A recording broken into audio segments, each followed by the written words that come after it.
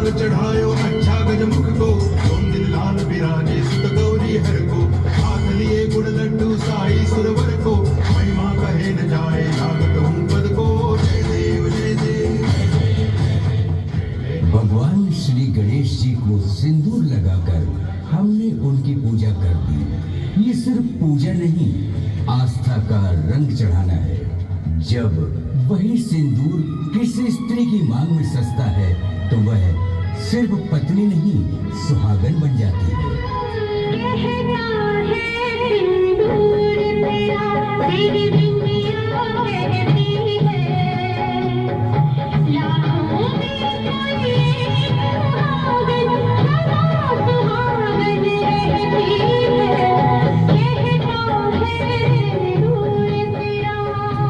श्री राम जी के दीर्घायु के लिए सीता मैया अपनी मांग में सिंदूर सजाती है, ये जानते ही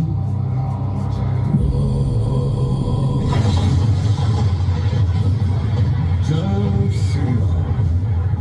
अगर सीता मैया का सिंदूर मेरे प्रभु श्री राम जी को दीर्घायु कर सकता है, तो क्यों ना मैं भी अपने पूरे शरीर को सिंदूर में भिगो दूं, ताकि मेरे प्रभु अमर हो जाए। जय श्री रघुपति छायन शतयोजन शत शतयोजन शतयोजन शत परिवंदन।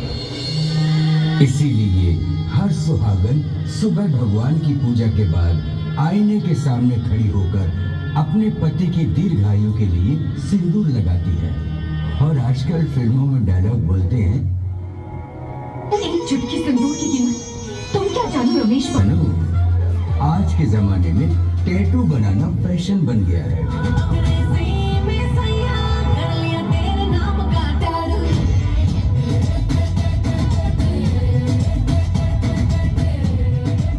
पर आज मांग में सिंदूर सजाना गवार, अनपढ़ और पुराने ख्यालों का लगने लगा।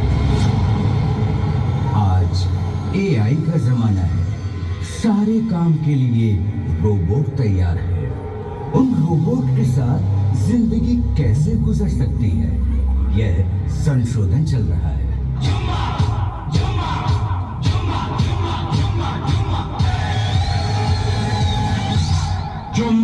चुम्मा दे दे, चुम्मा चुम्मा दे दे, चुम्मा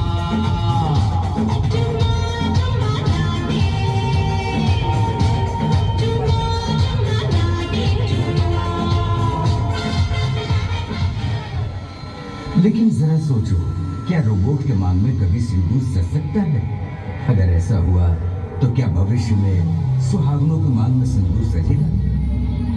देश की विवाह संस्था दिन ब दिन मॉडर्न बनती जा रही है।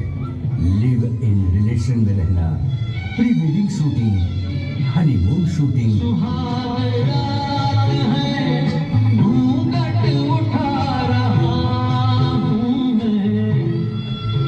बेबी शावर शूटिंग, इसी फैशन में हमारी शादियां गोल गोल घूम रही है।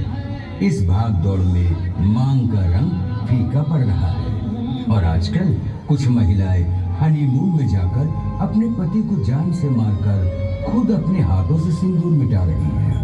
क्यों किसी को वफा के बदले वफा नहीं मिलती। और याद करो उस जमाने की महिलाओं को जिन्होंने देश, धर्म और संस्कृति की रक्षा के लिए अपने सिंदूर को अपने पति के चरणों में समर्पित किया, जैसे कि सत्यभामा, बाल गंगाधर तिलक, यमुनाबाई, विनायक सावरकर, रानी येसुबाई संभाजी भोसले। संभाजी यानी शिवा का छावा।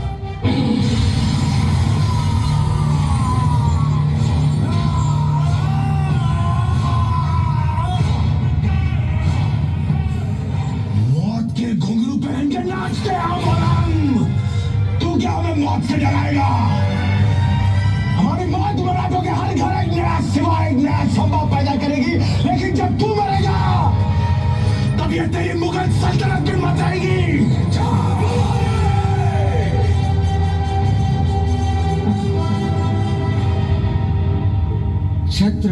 संभाजी महाराज के शरीर से निकला हुआ खून नहीं, बल्कि रानी येसुबाई ने संभाजी के लिए मांग में सजा हुआ सिंदूर का रंग था, जो स्वराज्य और हिंदू धर्म के लिए बहाया। धर्म की रक्षा के लिए छत्रपति संभाजी महाराज ने अपना बलिदान दिया। हर सुहागन सिंदूर को अपना जीवन समझती है। यही सिंदूर हिंदू संस्कृति का रंग है, बलिदान है, संस्कार है, भारत माँ का वचन है। इसी सिंदूर के साथ हमारे देश की बहु बेटियां 22 अप्रैल 2025 को कश्मीर के पहलगाम में घूमने फिरने गई थी और अचानक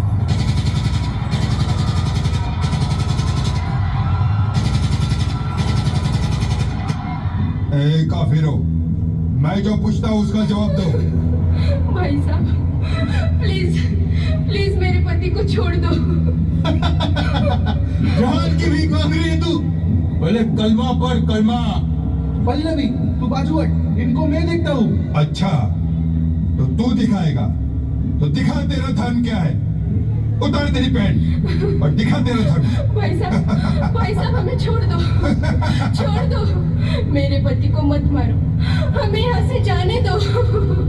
जनाब, जनाब, ये तो काफिर निकला। खत्म कर दो इसे।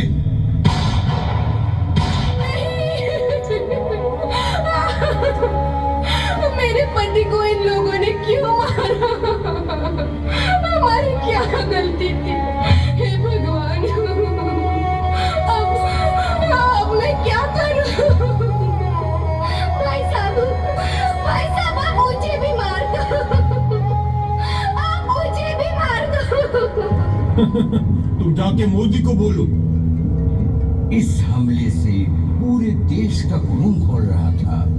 देश बदले की आग में जल रहा था, क्योंकि उस दिन पहलगाम के बर्फ पर सिर्फ खून नहीं गिरा था एक चुटकी सिंदूर का रंग। वो सिर्फ एक महिला का नहीं, बल्कि पूरे भारत माँ का था।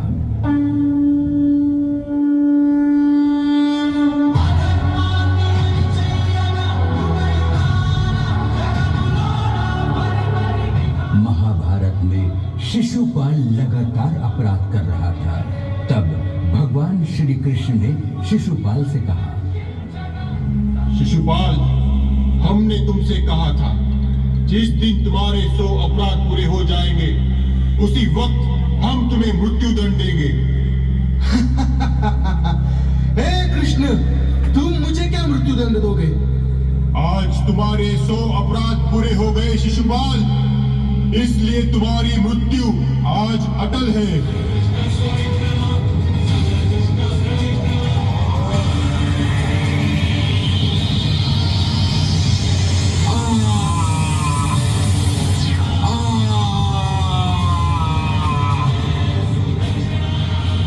उसी महाभारत के शिशुपाल की तरह पड़ोसी दुश्मन के पाप के घड़े भर गए थे।